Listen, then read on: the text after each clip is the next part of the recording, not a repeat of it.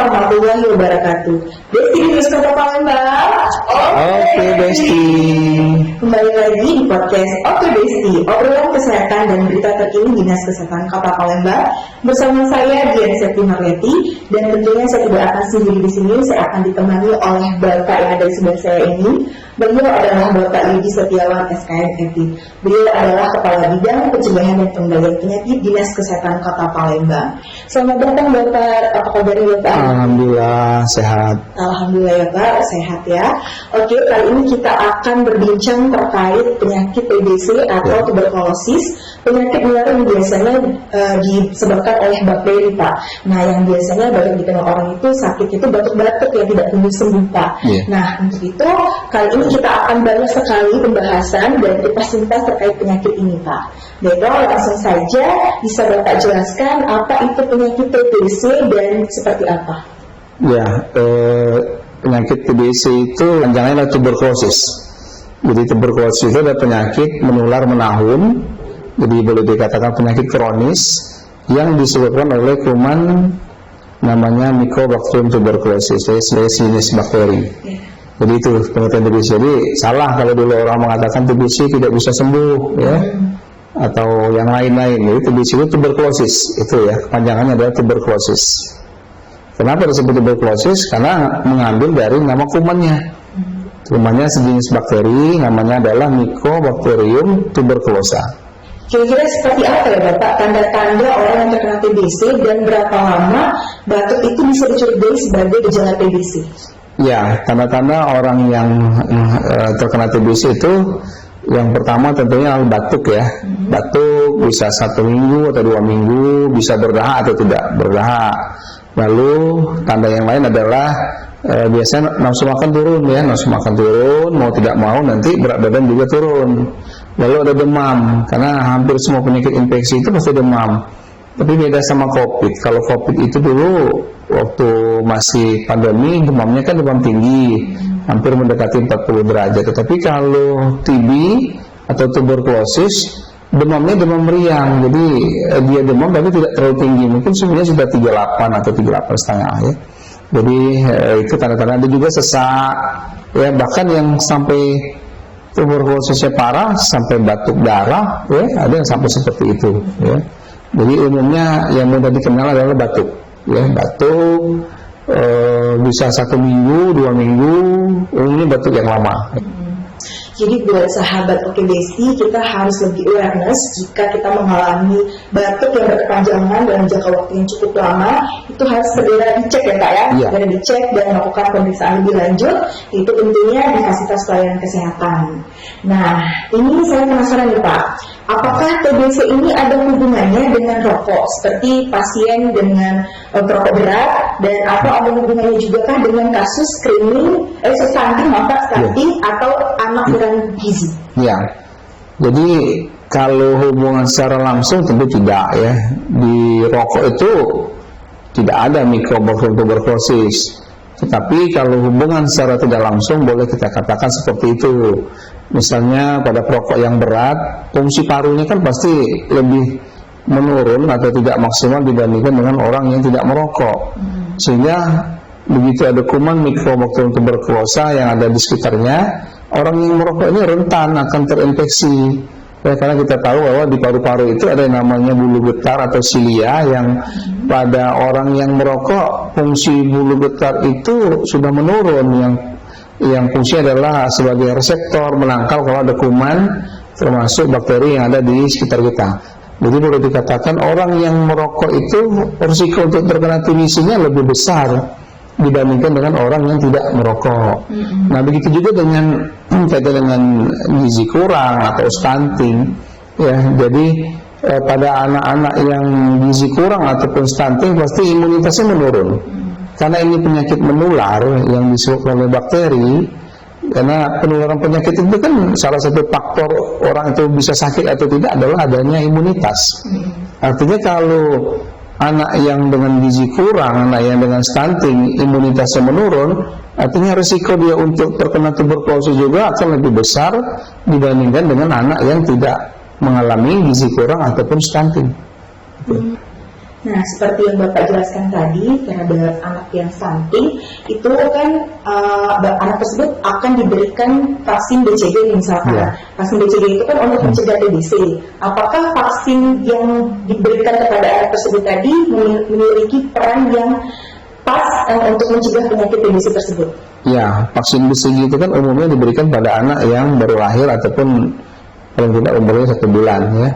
Nah, vaksin BCG itu tujuannya adalah untuk mencegah supaya anak tidak terkena TB berat. TB berat itu TB miliar, TB yang menyerang organ-organ vital ya. Tapi kalau anak itu, walaupun anak itu sudah divaksin BCG, di sekitarnya ada sumber penular, artinya ada orang lain juga dengan TBC, dan anak itu mengalami stunting ataupun gizi kurang, anak itu kemungkinan besar masih bisa kena TBC. Tetapi untuk terkena TBC berat, anak itu terlindungi. Artinya vaksin BCG tetap bermanfaat bagi bayi yang baru lahir supaya tidak terkena TBC yang berat. Ya. Nah, untuk kondisi lingkungan tersendiri Pak, yang bagaimana Pak yang bisa mempermudah TBC tersebut semakin banyak? Ya, lingkungan ini berperan dalam penularan TBC, terutama lingkungan yang di mana rumah itu lembab dan gelap ya. Sinar matahari tidak bisa masuk langsung, lembab, gelap, karena kuman Mycobacterium tuberculosis itu tidak mati kalau lembab dan gelap. Tapi kalau ada paparan sinar matahari, ruangannya terang, ya kuman Mycobacterium tuberculosis itu akan mati. Jadi resiko pada rumah yang lembab dan gelap itu yang harus diperbaiki. Seperti itu Pak ya. Kira-kira berapa Pak kasus TBC di Kota Palembang ini Pak? Di Palembang ini estimasi dari Kemenkes, Palembang ini lebih kurang 9.000 lebih kasus TBC per tahun. Jadi kita harus menangkap kasus TBC itu sebanyak mungkin. Targetnya kan minimal 90% ya. Nah, Palembang baru mencapai 70%, yang baru diangkat 7.000-an yang ketemu.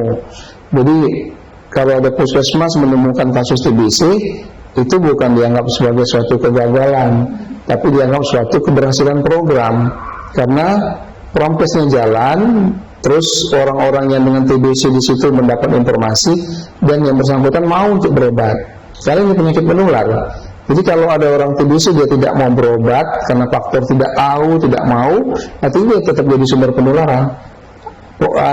Prinsipnya semakin banyak orang yang TBC itu ditemukan dan diobati, artinya probabilitas untuk kita menekan penularan di masyarakat itu semakin banyak juga bisa kita tekan. Oke. Adakah kendala atau kesulitan dalam penemuan kasus TBC ini Pak selama di Kota Palembang ini? Ya, berbicara masalah kendala tentunya banyak. Yang pertama, kita memberikan edukasi kepada masyarakat. Masyarakat juga tahu apa itu TBC, penyakit mulut, tetapi menumbuhkan kesadaran masyarakat yang tadi yang punya gejala TB, batuk yang lama, ada sesak, ada meriang, demam meriang, untuk periksa ke fasilitas kesehatan itu yang masih kurang maksimal ya. Mungkin juga mereka takut diketahui status TBC-nya, karena TBC ini kan terus terang masih juga stigma ya. Stigma itu anggapan yang salah, tapi dianggap benar oleh masyarakat.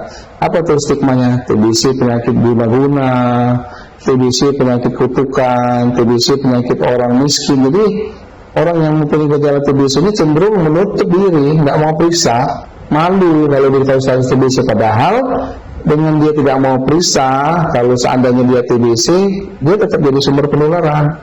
Yang bagusnya setiap orang yang punya gejala TBC itu datang ke fasilitas kesehatan untuk diperiksa.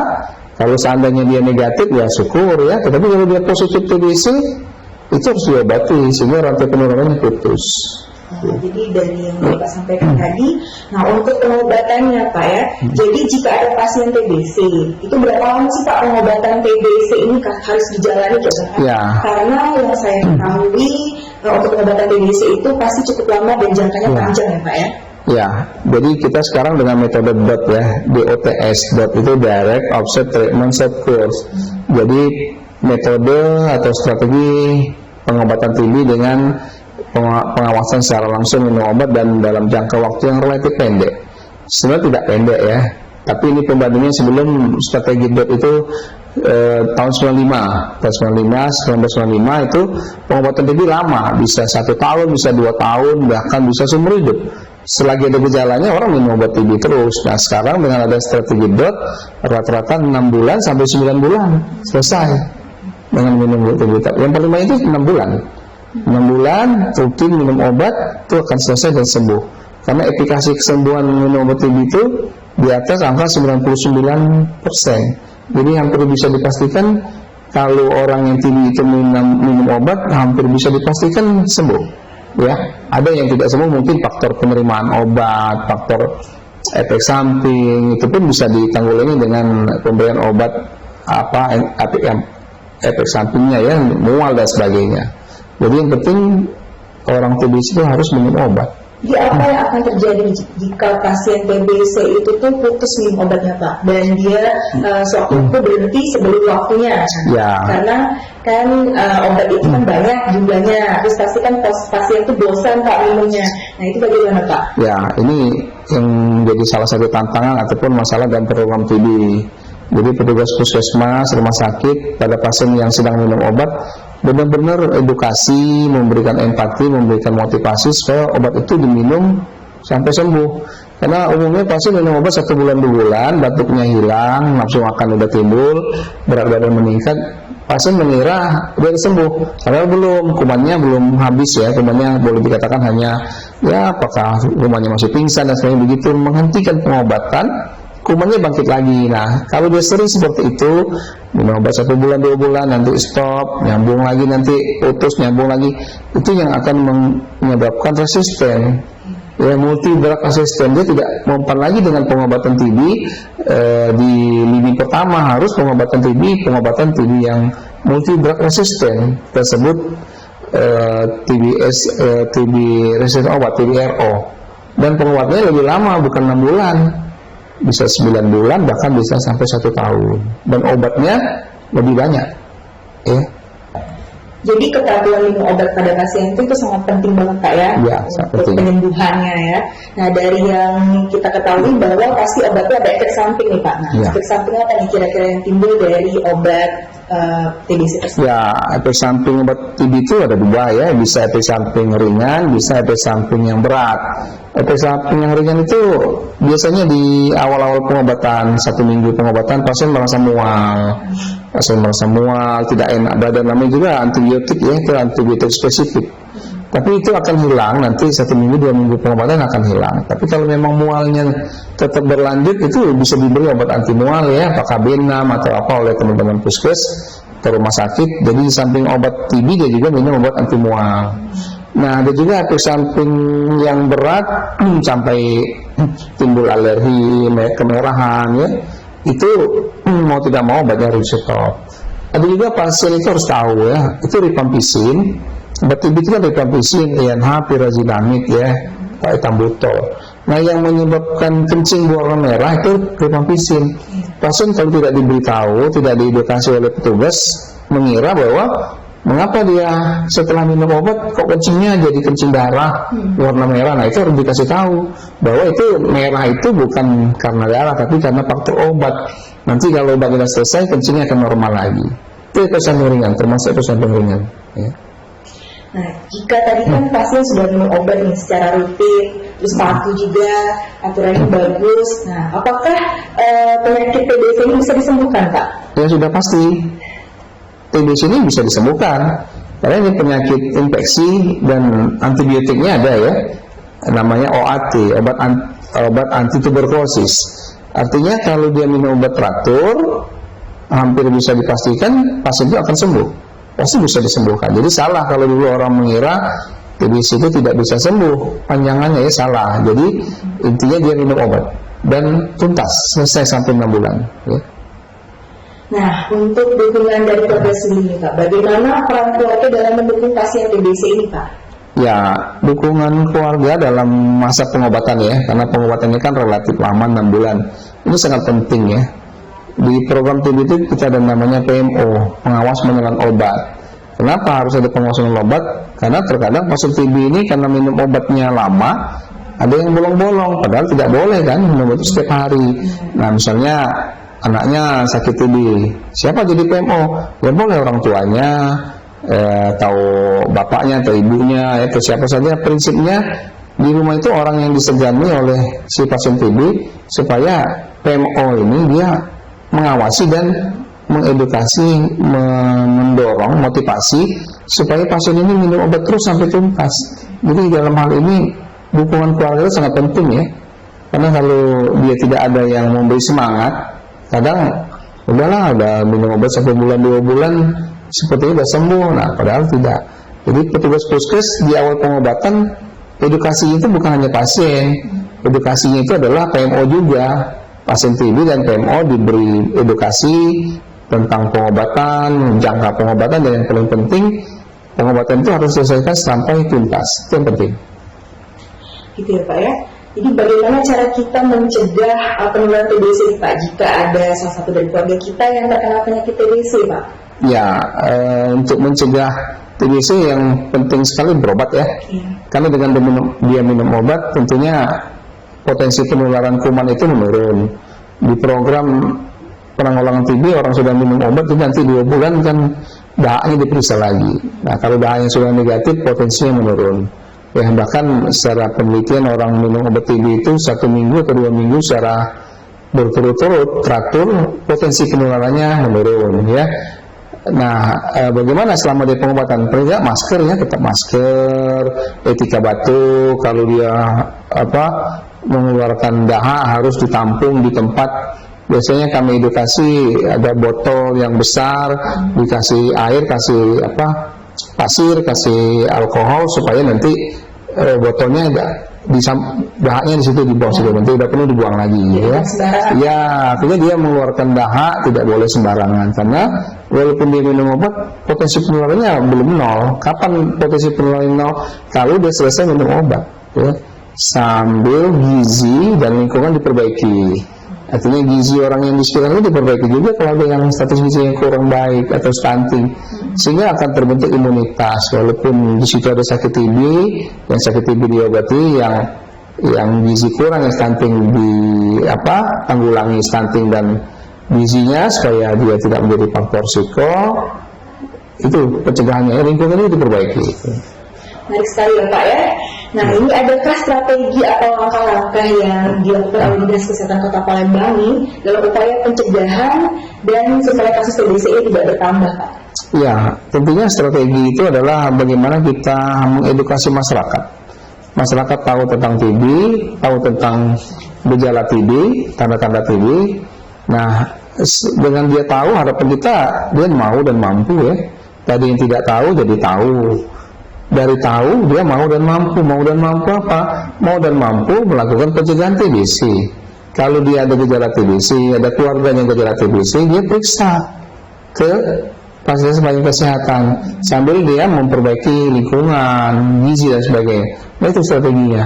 Ya, kita berupaya meningkatkan edukasi masyarakat, dan petugas puskesmas juga melibatkan lurah, melibatkan Pak RT ya, dalam hal penemuan, terutama kader ya, kader kesehatan dalam penemuan kasus TB. Jadi kader itu diberi informasi tentang TB, nanti kader itu mencari di lingkungan siapa yang punya gejala TB, nanti diperiksa dahaknya ya. Kalau memang dia negatif ya artinya bukan TB kan, dicari kemungkinan lain ya. Kalau memang negatif kita bisa juga dengan foto torak ya, foto ronsen, nanti diperiksa oleh dokter. Kalau memang dia bukan TBC ya aman, tapi kalau dia TBC ya diberi pengobatan TBC. Jadi strateginya melibatkan kader, edukasi kepada masyarakat, dan tentunya yang paling penting sekali adalah memperbanyak cakupan pengobatan penemuan kasus TB. Oke Bapak, baiklah sahabat Oke Besti, tentunya sudah ada langkah-langkah dan upaya yang dilakukan oleh Dinas Kesehatan Kota Palembang untuk masyarakat Kota Palembang ini agar kasus TBC ini tidak bertambah ya Pak ya, dan tidak semakin banyak. Seru sekali Pak bincang-bincang kita hari ini. Tentunya tadi kita sudah banyak ngobrol-ngobrol nih terkait penyakit, apa itu penyakit TBC, bagaimana pengobatannya, pencegahannya bagaimana. Nah mungkin di lain kesempatan nanti kita bisa ngobrol-ngobrol lagi ya Pak ya. Nah mungkin untuk sebelum di akhir ini, adakah pesan dari Bapak Yudi untuk sahabat Oke Besti kita? Ya, untuk sahabat Oke Besti, jadi ayo kita kenali gejala TB ya. Jadi kalau di lingkungan kita ada orang dengan gejala TB yang saya sebutkan tadi, batuk yang lama, penurunan berat badan, karena nafsu makan yang menurun, ada demam meriang, sesak, mengarah ke TB, ayo segera periksa ke fasilitas pelayanan kesehatan, bisa puskesmas, bisa rumah sakit, perusahaannya gratis ya, dan pengobatan juga gratis ya. Semakin cepat ketemu, semakin baik, karena mencegah lebih baik daripada mengobati. Jadi itu dia Pak ya, jadi lebih baik kita mencegah daripada mengobati. Oke, itu dia dari pesan dari Bapak Yudi Setiawan SKM EPID terkait obrolan kita mengenai penyakit TBC. Tentunya sangat bermanfaat buat kita ya Pak ya, dan tentunya menambah informasi juga buat kita. Nah terima kasih banyak Pak sama-sama SKM EPID untuk podcastnya kali ini, dan terima kasih juga yang sudah menonton sampai akhir. Jangan lupa like, comment, subscribe, dan share sebanyak-banyaknya. Saya Dian Septimarweti dan Bapak Yudi Setiawan SKM EPID pamit undur diri. Sampai jumpa. Besti di kata Palembang. Oke Besti.